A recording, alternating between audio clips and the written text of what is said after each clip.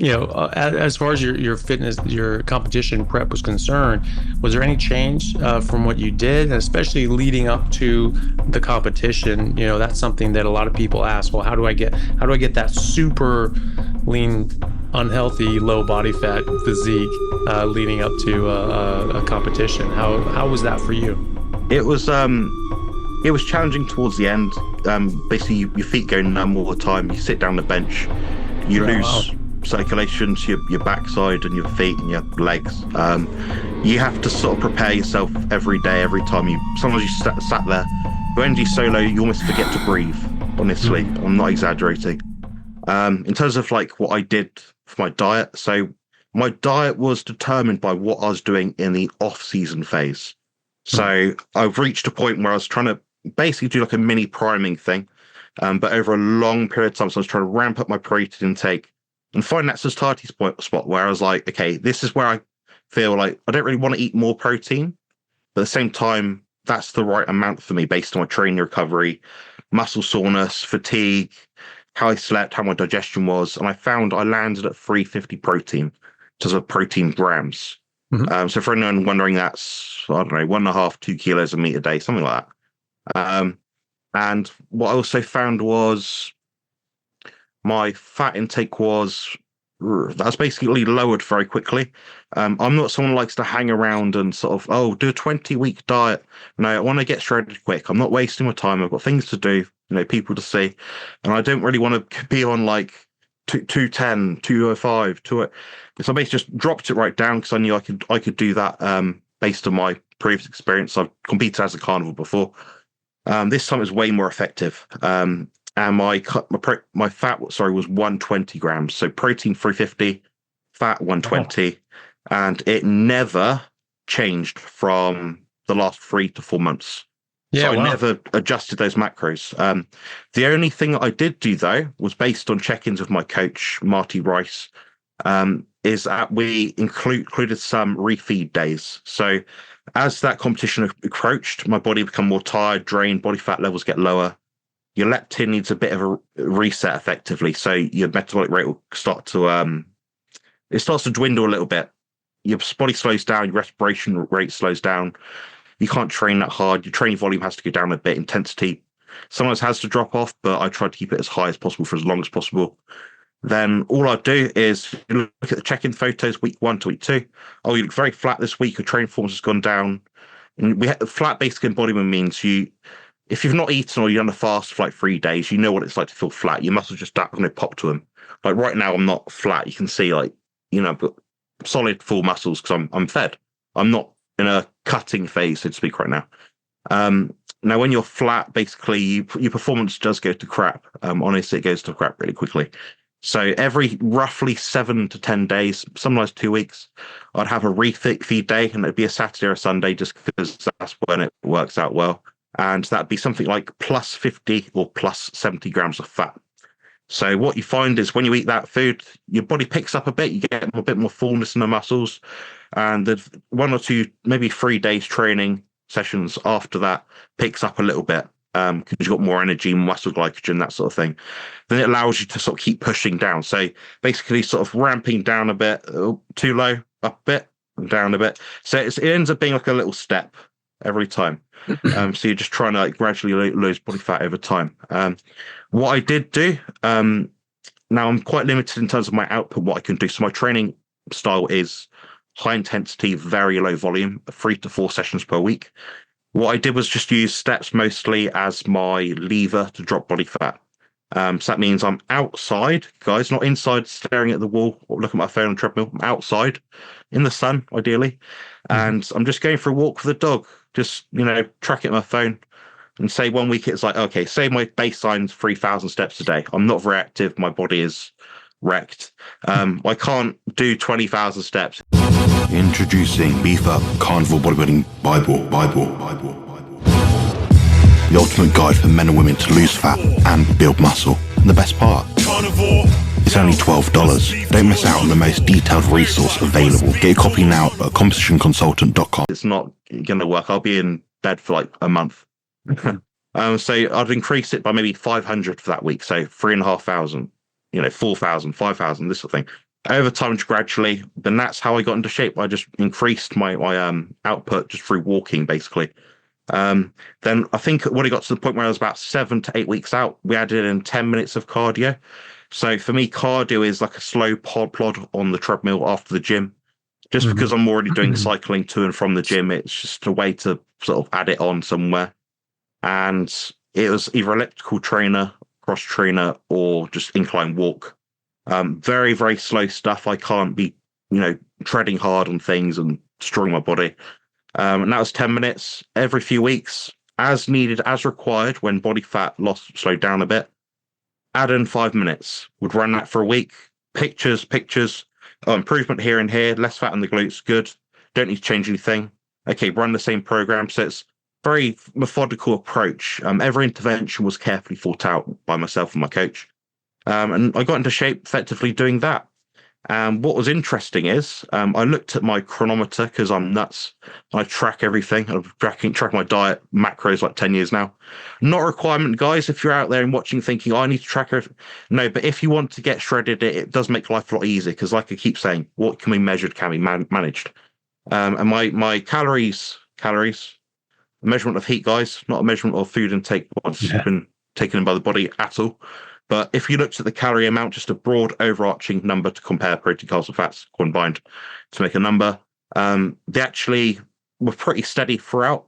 But I went from 110 kilos, roughly, maybe 110, 111 kilos, down to 91 kilos on show day. Wow. And that was without dropping calories. There was no, zero fat days or anything like that at all. And I can probably show you on my phone if I can find it. Maybe, I don't know. You can see that green line basically means that's my weight. So you can see the weight's obviously gone down. Apologies, it's blurred out. It's part of the Zoom thing. The orange thing is the supposed calorie amount. Yeah, right. So calories in, calories out, debunked straight away. So your body's a biological dynamic system is the terminology that I use. So people out there thinking, oh, I burn this many calories per day. It's up and down all the time, guys. If you get a bad night's sleep, that'll negatively impact your training performance, which will negatively impact your energy balance. So it doesn't compute, it doesn't work, basically. So what I'm looking at with my diet is how do I get the most bang for my buck in terms of what I eat? How do I train in a way that's going to give me the most benefit with a minimal effective dose without overstraining, overburdening, and inflaming my body? Then also, how am I going to find ways to recover better and better and better? So I've got red light therapy panels. I've got blue light blocking glasses when it's dark. My screens all go red all the time. So I'm autistic. I live with sensory overload. So that's the thing I have to more carefully manage than most people. Getting a good solid night's sleep, good pillows, good mattresses, grounding sheets. I'm grounded for like 95% of the day. Every biohack you can possibly use, especially when you're getting lean, it's going to be really helpful. But you're not going to see the benefit overnight. It's when you sort of compare and contrast what I was doing 3 years prior on a carnivore diet and competing to versus now. I can see all these things have much more interplay in terms of benefiting recovery and therefore improve my training performance. As we know, if we can maintain training performance, we actually improve our look, our physique. So if we're, say, lifting 100 kilos, towards the end of prep, if you're going down and dropping to like 60 kilos, chances are you probably dropped a bit of muscle. But how are you going to retain that muscle tissue? It's going to be through maintaining your training. So the model of, eat less, move more simply doesn't work. It works in an effect, but when you're getting very, very lean, you're not going to be recovering if you're dropping your food intake by half of baseline amount, because your body will slow down and account for the fact that you've just halved your intake. So it's a very nuanced kind of thing to discuss, but that was the diet side of it. I'm happy to go over the training if you'd like, roughly what I'm doing. Yeah, definitely. What's your training? Because the thing is too is that what you sort of mentioned and alluded to that people may not understand, that you've actually had very serious and extensive back surgery, and so obviously, most doctors would probably tell you you're never squatting again. You're never putting back loaded, loading through your axial loading through your spine. ever again. That's probably not a good idea. So how was that for you? And yeah, what was take us through your lifting routine? Yeah, so what I do typically, and I've done this for most of my training career, is mostly resistance machines. So Okay. not free weights, basically. So for example, rather than doing a barbell squat, I'll do a hack squat. Hmm. In that my lower back is pressed against something, therefore the axial loading is reduced. Hmm. Obviously, because my lower back's against something, my upper back's against something. So I'm spreading that weight across a larger surface area. And if I was to do a barbell back squat, my body has to stabilize much more. The more Hmm. you have to stabilize, yes, you'll probably get more overall muscle fiber recruitment, but you'll get less isolation of muscle groups that you want to work. And the risk of injury is significantly higher. And I also deployed some high intensity training principles. So that means I'm doing very slow reps. My repetitions, you can find it on my YouTube channel. I've got an exercise playlist which shows you exactly what I'm doing in the gym as I'm doing it, as I would do it. It's not for show. It's not Ronnie Coleman lifting up 800 pounds. It's me just lifting a weight to stimulate my muscles, then leave the gym feeling somewhat safe and not trashed. But I'm doing something like around a 10-second eccentric, so it's lowering phase. Hmm. Usually 2 to 3 second hold, but I'm doing that in a position where it's the most tension. So, for example, in the hack squat, it's a very generic example. I might stand at the top, might start it, got a timer in front of me. That's a way of me counting what I'm doing because it's more accurate to measure because 1 second will always be 1 second. Whereas if I say to Dr. Chaffee, I'm doing 10 reps, well, 10 reps of what? 10 reps of 1 second or 10 reps of 40 seconds? I Hmm. could be doing 10 seconds of exercise or I could be doing minutes or hours. So the seconds don't lie, guys. So that's why I'm using that. And for me, as someone's trying to be especially safe, I do find much, much, much more benefit. Now they did a study which was quite a few years back. You can probably find it online or chat GPT and ask it to tell you who the author was. I can't remember. But basically, it was 1 second reps, 4 second reps, and 10 second reps. And they found that the muscle growth by the end of it all, after a period, I think it was 3 months, was the same. Hmm. So doing explosive reps doesn't cause more muscle growth. It's a bit of a maybe a misnomer. It's like a typical bro sort of thing, like lift explosively, then lower it slowly. But that everyone's been saying that for so many years, but no one's actually looked at the research that we do have. So yeah, like I said, the hack squat example, 10 seconds down, 2 to 3 seconds at the very bottom. But that's where I know, okay, my lower back is not extended in a certain way. I've not got too much flexion or extension. I know that's a safe position. So I'm going to hold that there and use my quads to activate and push up the weight. I go back up, it'll take about 10 seconds. So largely speaking, I'm recommending to most people about a 5, 2, and 5 second cadence with the 2 second isometric or static hold being the most difficult part of the movement. So Hmm. that way you can control the rep and you're not using any inertia. Now, this is specific to bodybuilding, guys. It's not like powerlifting. If I was a power lifter, I wouldn't be timing anything. I just want to get that weight up.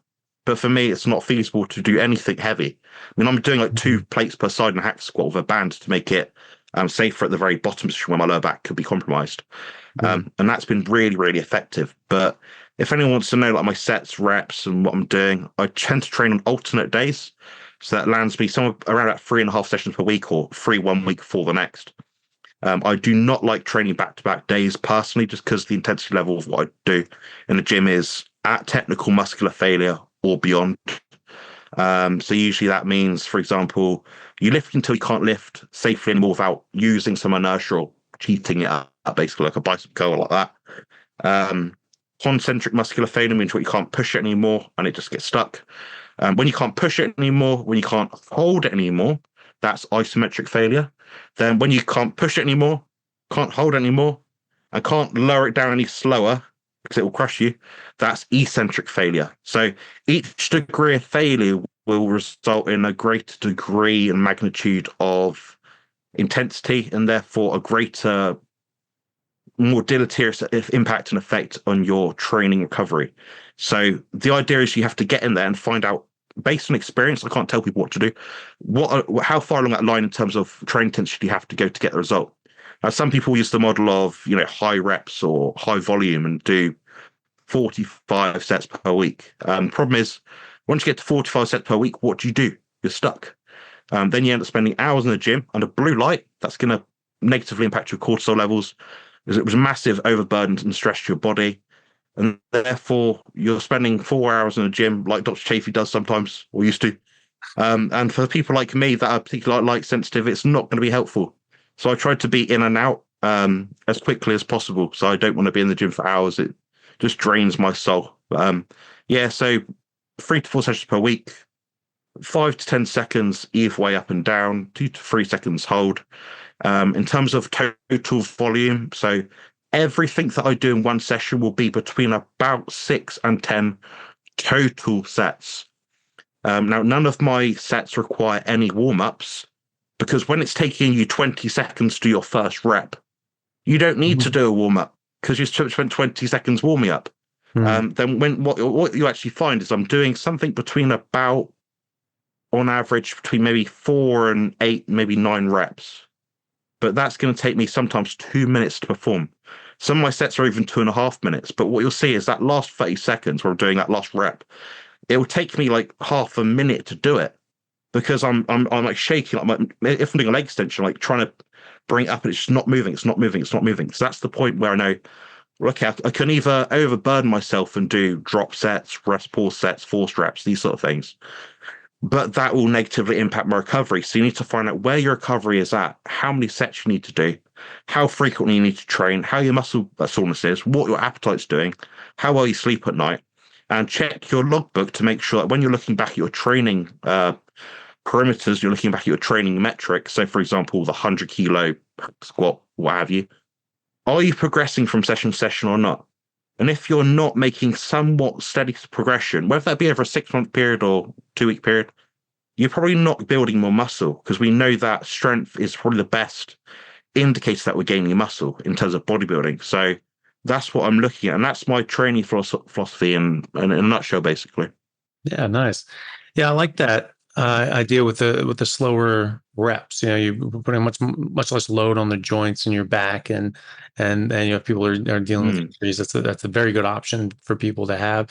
I know there's a lot of trainers, going back decades, that really like that really slow sort of movement. And yeah, like you said, the studies, and there have been numerous ones that you can do fast reps, slow reps. You can do high weight, low reps, or low weight, high reps, and things like that. But as long as you're going to failure, you're going to temporary muscle fatigue. It all works. Yeah, exactly. It all works. And so that's the key, is just going to failure, going to fatigue. And if you're doing that with a lighter weight and slower, more controlled reps, you're more likely to be in control at that point of failure and not hurt yourself, which is always good, especially for people that are starting out, but also when people are have a lot of weight that they're pushing around, and that can hurt you. And so I like that.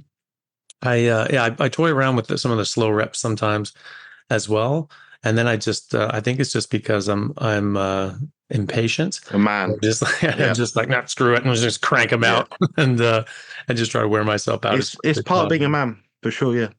Yeah. I get that. It's almost like an ego we have, because it's hard to. We're trying to separate that. Let's get that weight up and see how much we can push, versus, well, how much can I destroy my muscles? It's a different kind of mindset. But once you've done it for a few weeks, you start logging it, like, oh, this set took me 82 seconds. Next set, 83, 84. Like, as weeks go by, you've got that number to calibrate by, because you know what you're doing. 82 seconds of reps can be 82 seconds.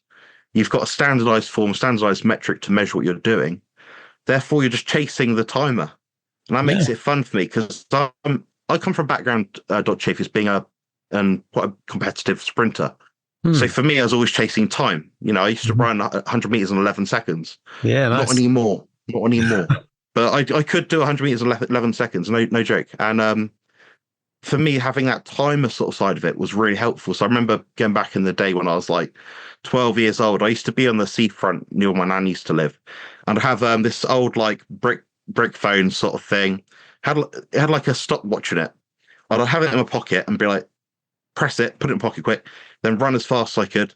I'd go from lamppost to lamppost and I'd just time it. And I was doing that over and over again, like doing like wind sprints because I was doing it like 9 o'clock at night because I had to basically sneak out the house to do it because a lot of people didn't like me going out on my own sort of thing because my brother wouldn't always go with me. He's out of friends, he's 6 years older than me. So with friends, at that age sort of thing, he's about 18 at the time. So yeah, it's not going to be easy for him to sort of keep an eye on me sort of thing. But I used to sneak out the house just to do activity. And I was like, I'm going to bloody win sports day. And I always won sports day, the sprints and all that sort of thing, because I put the time into it, the dedication.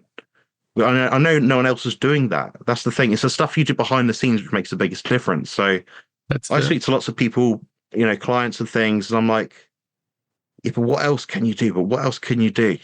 How can you eke out more results? Because the people that come to me are serious people that want to do some damage. They put their effort into it. They put some serious welly into what they're trying to achieve. So when they come to me, I'm like, okay, what have I done that you could try? We're always trying to sort of hack our way through and find ways to do things better. So as a bodybuilder, if you're a bit neurotic like me, a bit over obsessed, overzealous, then the timing stuff really does work. And I suggest people try it out for a few weeks, honestly. Yeah, definitely. That's the other thing. You talked about muscles being flat and bulked up and things like that. I heard that some bodybuilders, when they obviously in their cutting phase, they're basically just eating just very lean protein, cutting down all their their macros and things like that. But then like one thing that they would do is they would, like the night before the competition, they would have more carbs and things like that, and that would sort of plump up the muscles with glycogen and things like that. Is that something that you did yourself, or you dabbled with, or did you have anything like on competition day or the day before that you changed, or is it just the same exact routine straight into competition? I get asked this question a lot. Introducing Beef Up Carnivore Bodybuilding Bible. The ultimate guide for men and women to lose fat and build muscle. And the best part, Carnivore. It's only $12. Don't miss out on the most detailed resource available. Get a copy now at competitionconsultant.com. I'll say, largely speaking, most people that ask me about carb loading, that's what they're pretty much talking about. They're not in a position to do it. They're not lean enough to make a difference. If you upset your gut microbiome, you add in a food that you haven't been eating for 3 weeks prior. I think it's like a 3-week period where you can sort of keep food in. So some people I know actually consult with, and they like to have a bowl of fruit on a Sunday with their mum or something. I don't know, whatever. I'll say, okay, you're going to have that each week on a Sunday with your mum. Then move on to the next thing, next meal, carnivore, what have you. Now, when you start doing these things where you strict carnivore lion diet for 6 months, bodybuilding show 1 week later, okay, I'm going to add in 1,000 grams of carb. That's daft. Don't do it, guys. Your gut microbiome is not built to withstand that sort of change that quick. And for what I did in this carnivore bodybuilding contest prep was fat loading. So we used the prior weeks as data. So I knew, okay, if 70 grams of fat gave me this result on between day 1 and day 2, I knew that was going to give me the benefit in terms of fullness that I needed. I'm someone that doesn't really go flat, and it takes me a long time to go flat, if that makes sense. Which shocked my coach. He's not a carnivore coach by any means. He's more of a carb-centric model of bodybuilding. He's like, you're very full. I'm like, yeah, I've not eaten carbs in, exogenous significant source of carbs for a long time. And he was like, that's weird. Oh, it must be the triglycerides, right? Or your body can transmute fat into glycogen downstream if you let it, and if you eat enough protein. So there is something called gluconeogenesis, which guys can Google if you don't know about it. I know Dr. Chaffee obviously knows, but your body is built to withstand these low carbohydrate, low insulin states without any issue at all. So that was basically what I did. So my competition was on Sunday, and I knew roughly I'd be on stage somewhere between about 11 and 12 o'clock, give or take. So what I did was I made sure my training was always before that time. So the time I'd get a pump in the gym, build myself up sort of thing, would be the same time roughly that I'd be on stage performing. So my training timing was actually specific. It specifies. because I knew at that time of day, okay, I've had that much water, that much salt, roughly, give or take, this much protein, this much fat, this many meals. This is the result that's going to give me at this time of day. So that's what I was priming myself for. Yeah. Then what I did basically was, with the information I had from prior weeks, I believe it was Thursday we did the higher day, so I added 100 grams of fat. Friday, I believe we added 70 or 75 grams of fat. Saturday was my normal diet day, so if I had any digestive upset or issues from that prior, it would fade away basically. And also at that point, I was also on a bit of a deload, which means you're not training too much. You're just going to the gym, just moving weight. You're in a point where when you're that low body fat, you can easily get injured. So you're basically reducing your output, reducing systemic inflammation, letting the food do its job to fill you back up. So you're not depleting more because you're eating more. You're trying to actually just let your levels go up in terms of your muscle glycogen. Then by the time Sunday hit, I was in the best peak condition I could possibly be in. Now, what did I use before the show? Did I use any magical, prescription drugs to dry out? I took, I believe, 2 dandelion root extract capsules, which was very effective. But for me, because I wasn't holding much water at all, you don't really hold water when you're on a kind of risky ketogenic sort of style diet. It did a bit, but I'd say I started to feel a bit headachy. So that tells me for next time I compete, maybe just do 1 capsule. I felt quite dehydrated, and when you're too dehydrated, obviously you lose water, you start expelling more water through that sort of diuretic effect. Then you start to become flat. So you need the glycogen side of it, so it means more fat. You need the hydration side of it, so more sodium and also more water. So we didn't taper off water or anything like that. We just made sure that I drank enough on show day that I wasn't thirsty, but not so much that I'd be distended, impact digestion, bloated, or anything like that. Just enough to sort of get me through, really. But that's effectively my peak week. But that specifies to me. Someone else could try the same thing, and it could backfire. But there's no way to know unless you do the data analysis yourself. Have pinpoints in time where you can say, "Oh, this is what I did at this day. This was effective. This wasn't." So there you have it. Yeah, very good. Check out my site at compositionconsultant.com, where your journey to peak performance and optimal health begins. With a degree in human nutrition and over 15 years of training experience, I've guided more than 400 carnivores to not just meet, but exceed their physique and performance goals. Through personalised consultations, comprehensive ebooks and dedicated coaching, I'm here to ensure your success. Join the ranks of those who have transformed their lives. It's time to align your physique goals with positive health outcomes. Build muscle and lose fat on the carnivore diet.